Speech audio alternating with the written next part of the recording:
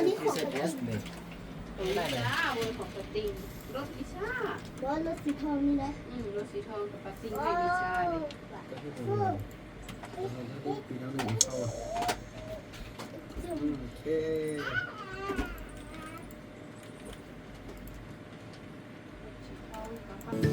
จากคำเคยหวานวันนี้ต้องมีน้ำตาหัวใจอ่อนล้าเมื่อเขาจากไปก็คนคนนั้นยังมาตอกย้ำให้เจ็บต้องมาเฮ็ดเหมือนคนบ่มีหัวใจชีวิตตอนนี้ดังคงหนึ่งคนกำลังใกล้ตายหัวใจสลายเพราะคนหลอกลวงอยากจะลืมเวลาที่เคยมีรักอยากจะหมุนเวลาให้ผ่านไปให้มันลืมบางคนที่หลายใจอยากลืมไปจากความทรงจำอยากจะลืมบางคนที่เคยใกล้ชิดเคยสนิทกันมาเนิ่นนานแต่วันนี้หัวใจสุดทรมานอยากลืมให้ได้ลืมคนหลายใจ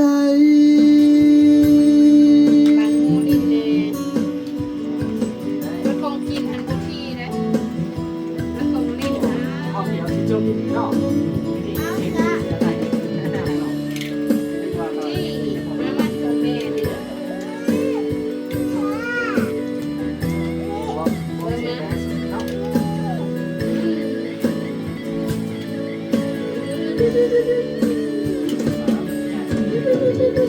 ก็คนคนนั้นยังมาตอกย้ำให้เจ็บต้องมาเฮ็ดเหมือนคนบ่มีหัวใจชีวิตตอนนี้ดังคนหนึ่งคนกำลังใกล้ตายหัวใจสลาย ลิ้นน้ำเศร้าไว้ลูกไว้ เพราะคนหลอกลวง นั่งลิ้นน้ำเศร้าไว้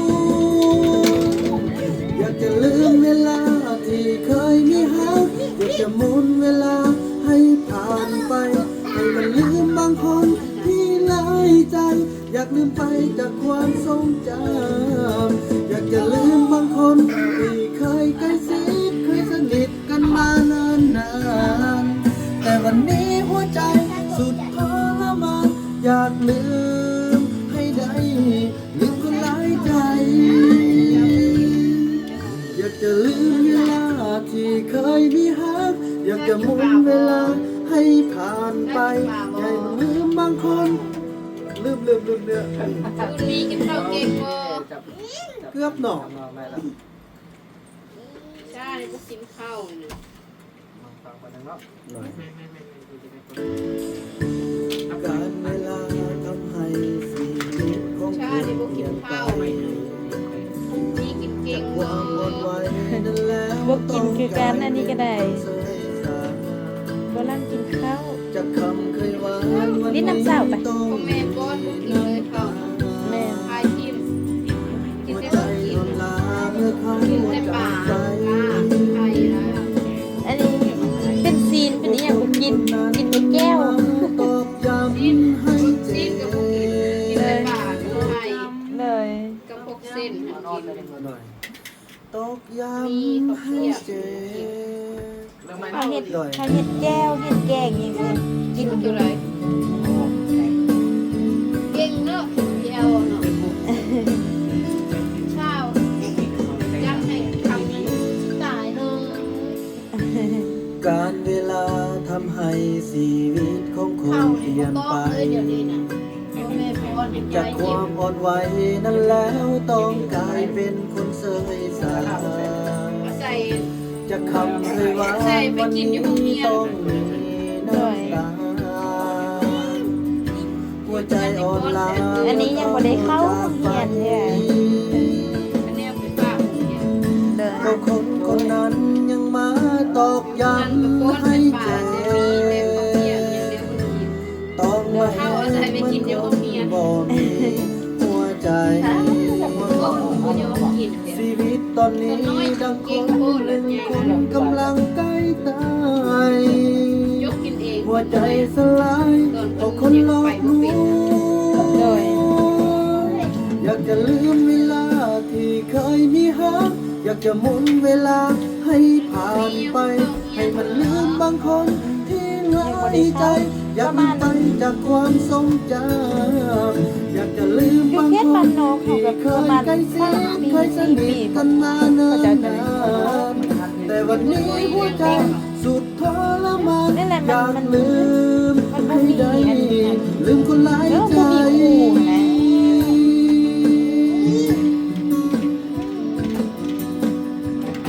นี่เลยแม่เนาะ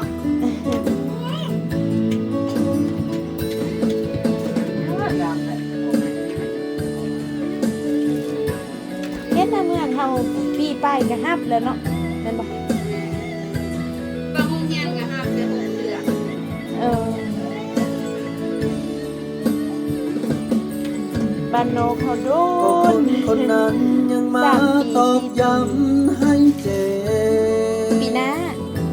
ไว้ ตอก ปี มา หน้าก็ได้เข้า เหมือนคนบ่มีหัวใจ ผู้สอนแน่ผู้สอน ชีวิตตอนนี้ดังคนหนึ่งคนกำลังใกล้ตายหัวใจส อัน ลา นี้ก็ได้ ย เสื้อ เพราะค ไว้ นหลอกลว บ่ ง ทันเห็นเลย อยากจะลืมเวลาที่เคยมีฮักอยากจะหมุนเวลาให้ผ่านไป ให้มันลืมบางคนที่หลายใจ อยากลืมไปจากความทรงจำอยากจะลืมบางคนที่เคยใกล้ชิดเคยสนิทกันมาเนิ่นนานแต่วันนี้หัวใจสุดทรมานอยากลืมให้ได้ลืมคนหลายใจ อยากจะลืมเวลาที่เคยมีฮักอยากจะหมุนเวลาให้ผ่านไป ให้มันลืมบางคนที่หลายใจ อยากลืมไปจากความทรงจำอยากจะลืมบางคนที่เคยใกล้ชิดเคยสนิทกันมานานนานแต่วันนี้หัวใจสุดทรมานอยากลืมให้ได้ลืมคนหลายใจ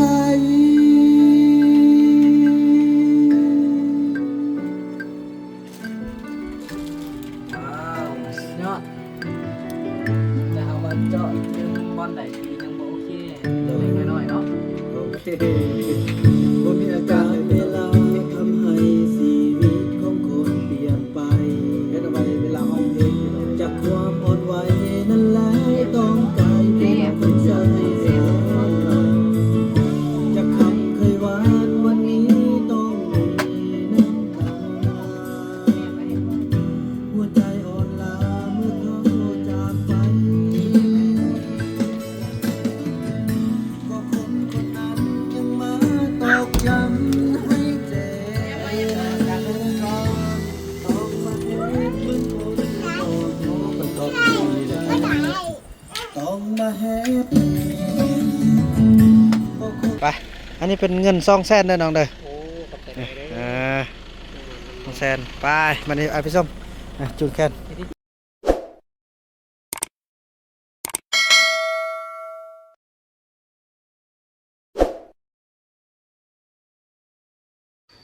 สบายดีท่านผู้ชมเนาะสบายดี FC ของปาบุญธรรมกันประจุคู่สุกคนภาพบรรยากาศในยามแรงกันพี่น้องเอ้ยสบายดีไอ้บุญมีสบายดีสบายดีจุดเอาสบายดีดีๆนับสบายดีสบายดีเอาฉันบอกให้ไปนำก่อนสบายดีดีๆสบายดีโอ้เด้อลี่อยู่เงินท่ายเด้ออาจจะไปอัดเพลงกันเด้อสาวลีเพิ่นก็อาบน้ำแล้วของอยู่ของกินหันกะเบิ่ง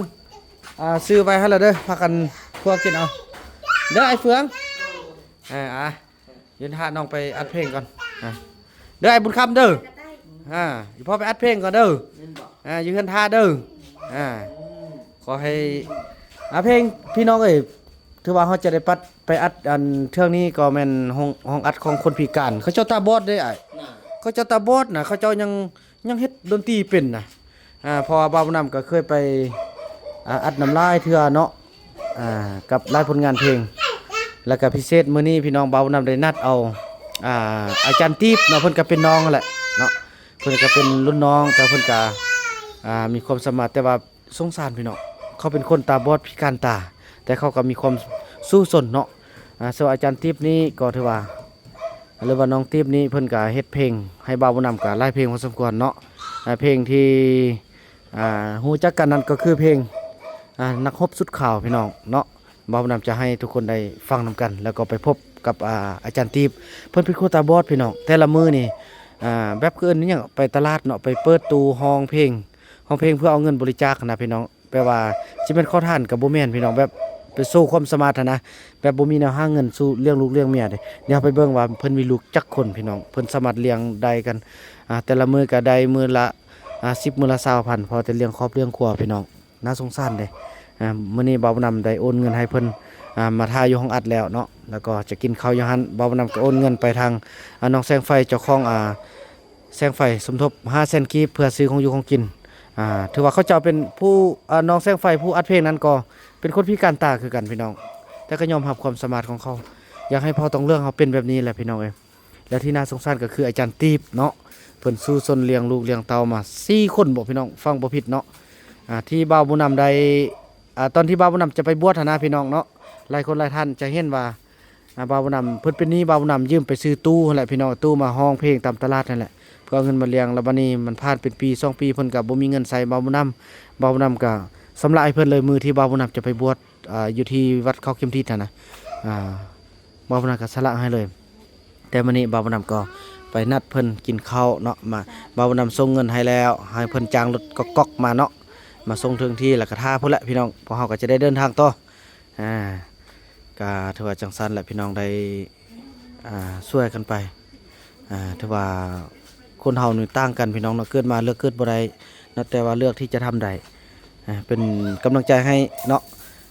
บ่าวบุญนำก็จะมีแผนว่าจะไปโปรโมทไปไล่สดให้เพิ่นได้รับรู้เนาะพอจะอาศัยโซเชียลนี่ช่วยให้เพิ่นรับรู้เวลาที่เพิ่นไปเปิดหมวกเนาะไปเดี๋ยวนี้ว่าเป่าแขนตู้โพดแล้วพี่น้องตู้ MP3 หั่นนะไฟบ่กุมดนก็เลยบ่ได้ห้องเพลงแล้วก็แม่นได้เป่าแขนเนาะไปพี่น้องก็จะพบเพิ่นเนาะก่อนพอจะเดินทางไป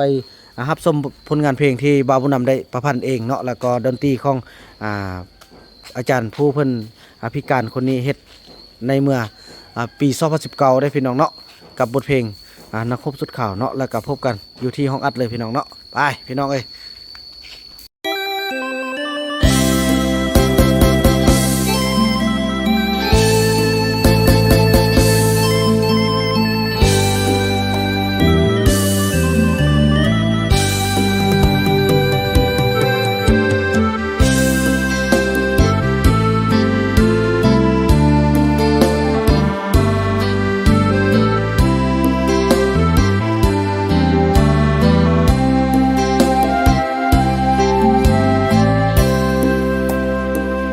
ได้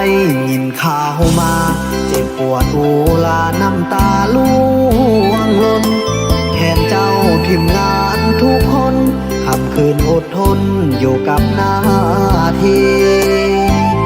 คำบ่ได้ยืนเว้นคืนบ่ได้จากนี้เพื่อเหตุร้อนสำเร็จหน้าที่เพื่อความสุขีของเราทุกคนค่ำคืนเหน็ดหนาวหนักหบสุดขาวห่อนหนเต็มทีป่านไฟนรกเวจีเผาไม่ชีวีใจดีอดทนสู่สนทนผ่านเพื่อเมืองและบ้านพวกเฮาอดทนโควิดนี้ต้องจากผ่านพ้นเพื่อให้ทุกคนอยู่เย็นปลอดภัยโอ้สาวตีนาเจ้านำพาพญา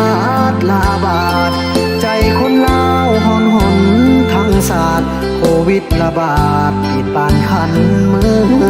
งสับสนวุ่นวายนับแต่ภาคใต้ขึ้นฮอดภาคเหนือปิดเส้นทางปิดรถปิดเรือลงใต้ขึ้นเหนือก็ยากเต็มทีหลายล้านดวงใจ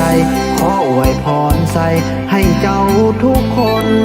จงปลอดภัยทีมงานสู้สด พื่อความสุขล้นของเราคืนมาจะบอกขอลืมทุกวันคืนอย่างภาวนาโรคระบาดโหดหายนี้นาต้องสิ้นจากลาเฮาเอ่ย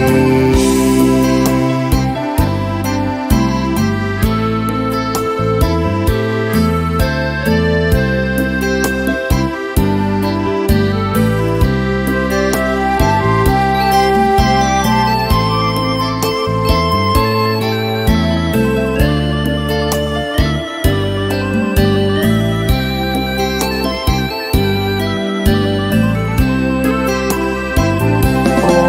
สาวตีนาเจ้านำพาพญาตลาบาดใจคนลาวหนทั้งศาสตร์โควิดระบาดปิดปานคันเมืองสับสนวุ่นวายนับแต่ภาคใต้ขึ้นฮอดภาคเหนือปิดเส้นทางปิดรถปิดเรือลงใต้ขึ้นเหนือก็ยากเต็มที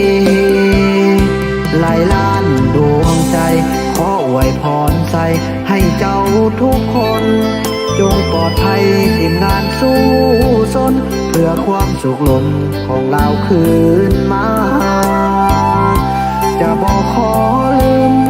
ทุกวันคืนอย่างภาวนาโรคระบาดโหดหายนี้นา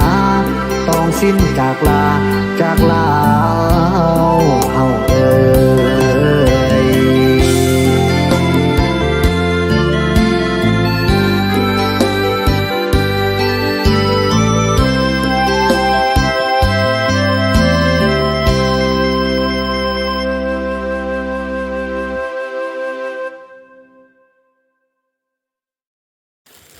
โอเคท่านผู้ชมเนาะแล้วเราก็ได้เดินทางมาฮอดห้องสตูดิโอเนาะแสงไฟสตูดิโอใครเลยโอ้แมวโอ้แมวซ้ำซีมาพี่น้องเอ้ยเนาะแมวเจ้าแมวน้อยจะสบายดีนี่สบายดีน้องโดยสบายดีออกมาแล้วโดยสบายดีโดยเอาเถอะมากับครอบครัวนั่งเลยมากับโอ้พี่น้องเอ้ยเนาะผู้ใดจังหวะโดย คือว่าจ้อยแท้เดี๋ยวนี้นะเฮ้ยคือเข้าบ่แซ่บทรงนี่น่ะสู้ๆน่ะเอายาพื้นเมืองมาต้มกินแม่นี่เอาบ่ฮู้เลยจ้ะคุณเอาเจ้าขายจากเมืองว่าแก้อีหยังค่ะดีอีหยังมันมีเรื่องดีอัมพฤกษ์อัมพาตกระดูกนิบเส้นความดันไขมันตั้งทรงเบาหวานกระเพาะลำไส้กระเพาะอักเสบแม่นแหละยังหลายๆอย่างอยู่ในสุดเดียวเลยน้องเอ้ย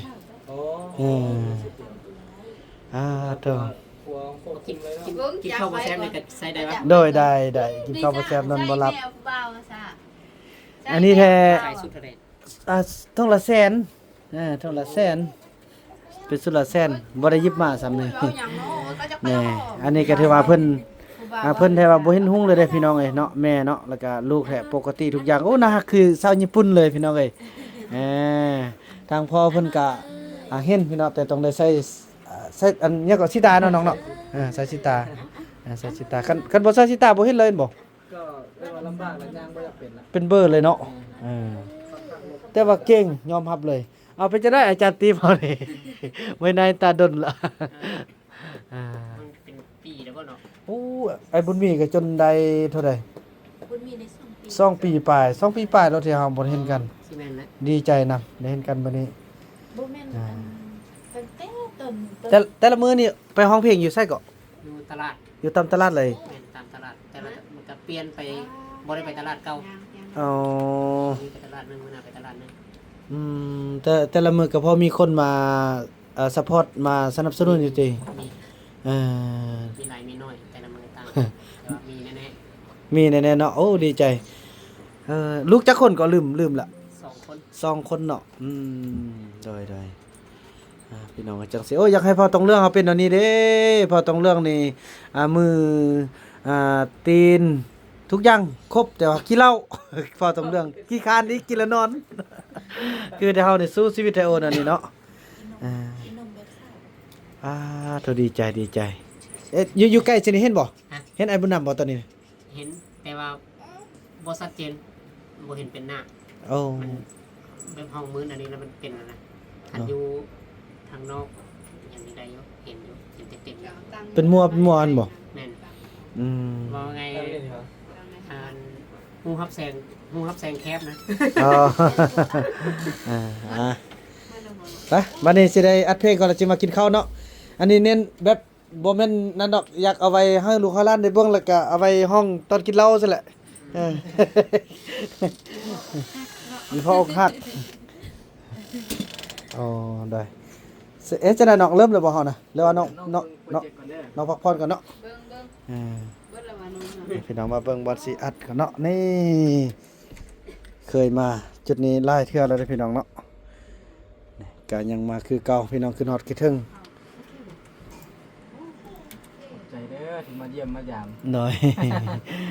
ส่วนนี้ก็มาฮอดมาถึงโอ้ดีใจขึ้นฮอดยังอันน้องอันนั้นก็น้องใหม่เด้อเนาะลำม่อนบ่ อ๋อน้อง น้องใหม่ น้องทรายมา โดย น้องใหม่ เพิ่นไปใช้แล้วเดี๋ยวนี้ กี้นี่เกิดมานี่แล้วก็หากลับบ้าน อ๋อ เข้าไปเบิ่งน้ำพ่อไป เห็นไหมมาเฮียนอัดเพลงอีกพ่อมาเฮ็ดเลยมีไหมมาเลย ย่าง กรึงนี่อัดเพลงนี้เด้นี่ฮัลโหลแม่ฮัลโหลดู ลูก ฮัลโหล แบบลูกเฮ็ดอยู่เฮือนนะอันนี้ อ๋อ ฮัลโหล ฮัลโหล อันนี้โลห้องเฮ็ดเนี่ยห้องแบบลูกห้องอยู่เฮือนนะ อ๋อ โลนะ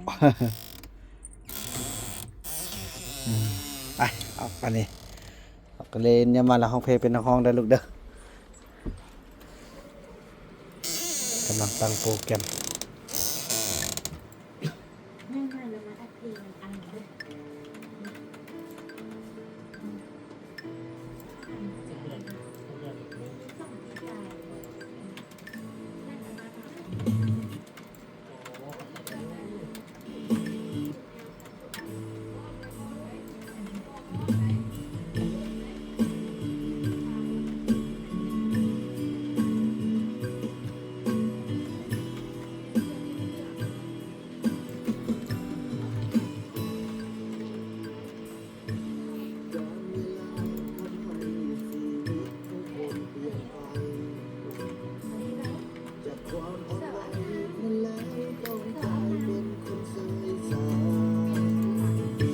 จะทำให้หวานวันนี้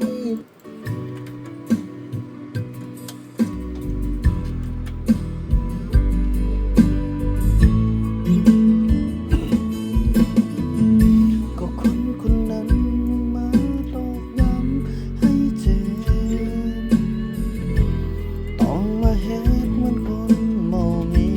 หัวใจ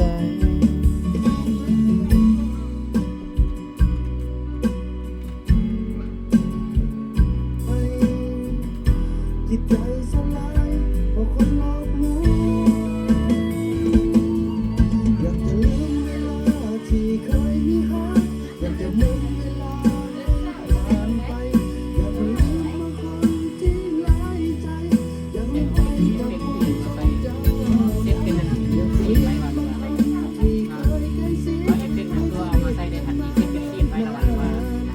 แต่วันนี้เราจะสุดท้าย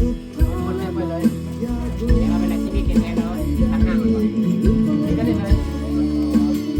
้ ต่อจากตรงนี้เลยสิครับไปทำเพิ่มได้แล้วเนี่ยเนี่ยของคันตัวใหม่มันจะเป็นอัพเดทขึ้นเนาะเวลาลูกค้ามาจะได้มองไปก็จะเป็นเช็คๆแล้ว เข้ามาเฮ็ดซีนใหม่เลยเนี่ย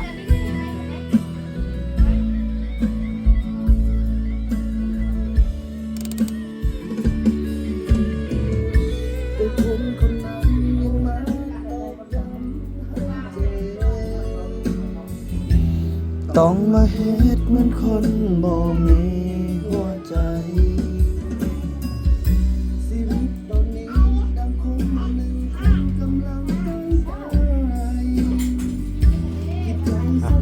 ก้มเนาะแก้มพี่น้องเอ้ยเนาะเริ่มต้นโอ้น้องนกจับกล้องให้เด้อโอเคน้องเริ่มเลยบ่น้องโอ้ย พิเศษสิวะ แม่เป็นได้ว่าให้งานกูอยากเซฟเพื่อระยะกันนะเซฟทำ เดี๋ยวว่าแก้มพร้อมแล้วพี่น้องเอ้ยเนาะตรงเข้าในมิเตอร์แต่ละอันไปน้ำมัดนะ เอามันก็ไปก็เซฟ จ้าขอให้ผู้เผยเอามาเริ่มใหม่ นะ ไปไปเซฟเลยแล้วเข้ามาตัวพักยินเลยก็กดเมนูใส่สุด เฟซบุ๊กให้ แล้วก็เซฟ อันนี้ของ เซฟเอสเลย จ้าเวอร์ของปาติงรถพิชา ร้อนรถสีทองนี่นะ รถสีทองกับปาติงให้พิชาเลย ปีน้องหนึ่งเข้าโอเค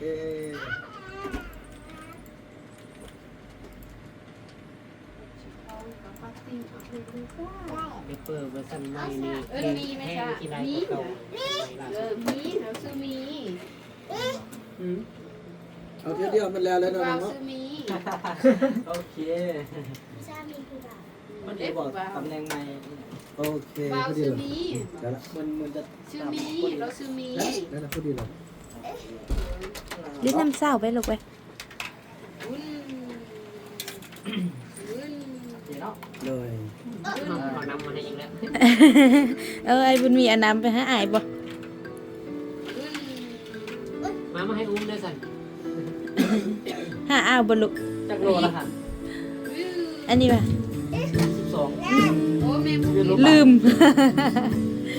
ประมาณซ้ำๆกันละเป็นรถ ไป เลย มันก็จะเอาไปใส่มันจะจุ่มกว่า เลยประมาณ12 13นี่แหละ การเวลาทำให้ชีวิตของคนเปลี่ยนไป จากความอ่อนไหวนั้นแล้วต้องกลายเป็นคนเสยสาจากคำเคยหวานวันนี้ต้องมี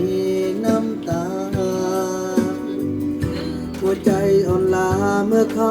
จากไป จากความอ่อนไหวนั้นแล้วต้องกลายเป็นคนเสยสา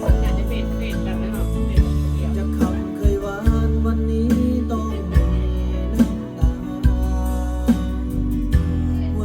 า พี่น้องเอ้ยแล้วก็ถือว่าอัดเพลงแล้วจะได้ไอ้บุญมีก็จะได้เมื่อส่งอาจารย์ตี้เพิ่นพี่น้องเอ้ยเนาะนี่พี่น้องโอ้ยพี่น้องสู้เนาะทางงอนมันบ่ต้นศาสตร์เนาะสู้ชีวิตไปด้วยกันเอ้าทางหลังคือมีห้อยฝ่ามือไอ้บุญมีเลย ไอ้บุญมี มีหอย พี่น้องเอ้ยขอเพิ่นกาป้าตัวสัมภาษณ์เบิ่งวิธีชีวิตการใช้ชีวิตนี่ยุ่งยากพี่น้องสงสารเนาะแต่เพิ่นก็สู้ไปคนเฮาเลือกเกิดบ่ได้คือว่าแล้วพี่น้องเอ้ยเนาะแต่ก็สู้ได้เกิดมาแล้วพี่น้องเอ้ยตอนนี้ก็ได้มาฮอดที่แล้วเนาะเดี๋ยวมาส่งน้องเพิ่นก่อนโอ้ไก่เติบอยู่ทางงอนพี่น้องเอ้ยได้บ่จุงแขนโอ้เบิ่งสิเอาอันนั้นก่อนเอาเงินซื้อของยมกินให้ก่อนน้องเอ้ยเนาะบ่เอาเงินให้น้องเพิ่น2 เส้นเลยอยู่ตับลนช่วยกันไปโอ้ยต้นซาดพี่น้องเอ้ย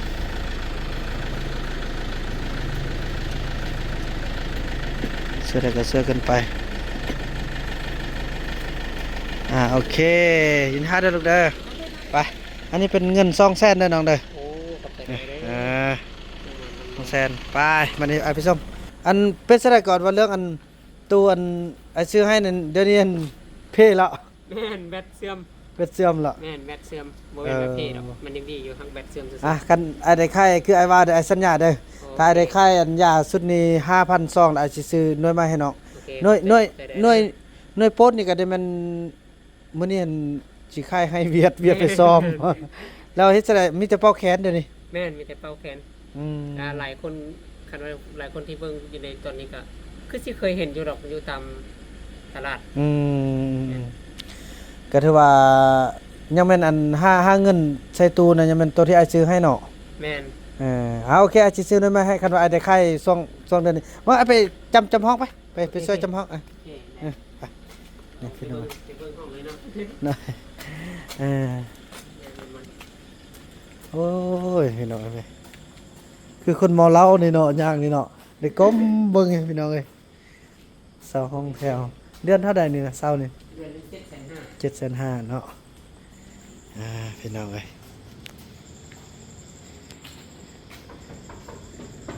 นี่สถานะครอบครัวเพิ่น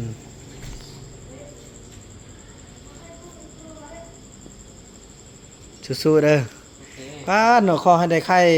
ยาดีเด้อเถอะเนาะ โอเคกาแฟ จะอันนี้ลูกสาวเพิ่น อันนี้ลูกสาวกกติ แม่น ลูกสาวก็ปกติทุกอย่างเนาะ ปกติ เออ เป็นนอนแล้วมัน โอเคไปนั่นๆเด้อเข้าไปนอนเด้อจะได้กลับกันแล้วจะได้ก็ไอ้ใส่เกาะหน่วยที่ไอซื้อน่ะใส่เกาะเบิ่ง อ๋อนี่เอากระทงเขาเอามา เออ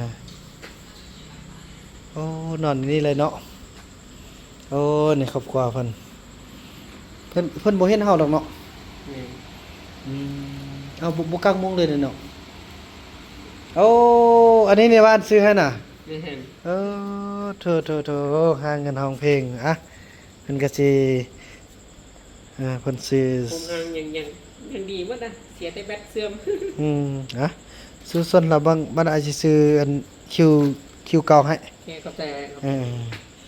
สู้ๆเบิ่งพ่อเด้อต่อไปอนาคตข้างหน้าก็เบิ่งเพิ่นเอาแล้วเพิ่นสู้ช่วยเฮาตอนนี้ประมาณลำรวย เด้อนั่นๆบ๊ายบาย โอเค คุณนายละฟันดีบ๊ายบายพี่น้องเนาะอย่างน้อยเฮาก็ได้มาฮอดมาถึงบอนน้องเพิ่นนอนละถือว่าตู้ในนี้เสื่อมละเพิ่นสิคายออกเนาะเพราะว่าเวียดเพิ่นจะเอาไปซ่อมต่อเดี๋ยวนี้ปอแค้นจังซั่นล่ะนั่นน้องเด้อโอเคบ๊ายบายโดยพี่น้องเอ้ยเนาะบ่าวนำตั้งใจว่าสิมาโปรโมทเพิ่นโอ้อยู่ไกลพี่น้องเอ้ยผมมาโปรโมทบ่ได้ไกลมีแต่ว่าสิตั้งใจค่ายาพื้นเมืองสุดนี้ถ้าว่าทะลุได้ 5,000 ทงอยู่ในเดือนนี้พี่น้องบ่าวนำจะมาซื้อเดือน6เนาะภายในเดือน6ถ้าทะลุฮอด 5,000 ทงบ่าวนำจะมาซื้อตู้ให้เพิ่นไปหาเงินจังซี่แหละแต่ละมื้อพี่น้องจะได้จ้างรถออกไปห้องเพลงตามตลาดตามบ่มีงานอหย่างต่างส่วนหลายเป็นตลาดเดี๋ยวนี้เนาะแล้วก็เพื่อให้มีคนสนใจแล้วก็เอาเงินมาใส่ก็จะแบบว่าเขาหมดก็จะแบบขอทานนั่นแหละว่าสั้นๆพี่น้องเนาะแบบขอทานอหย่างต่างนั่นแหละแต่เพิ่นก็หาเงินแบบสุจริตจังซี่แหละด้วยน้ำเสียงของเพิ่นเนาะพี่น้องเอ้ยสั่นละตัวคลิปนี้บ่าวนำจะขออนุญาตจบคลิปนี้ก่อนแล้วก็ว่ากันในคลิปต่อไปเนาะคลิปนี้บ่าวนำขอกล่าวคำว่าสำบายดี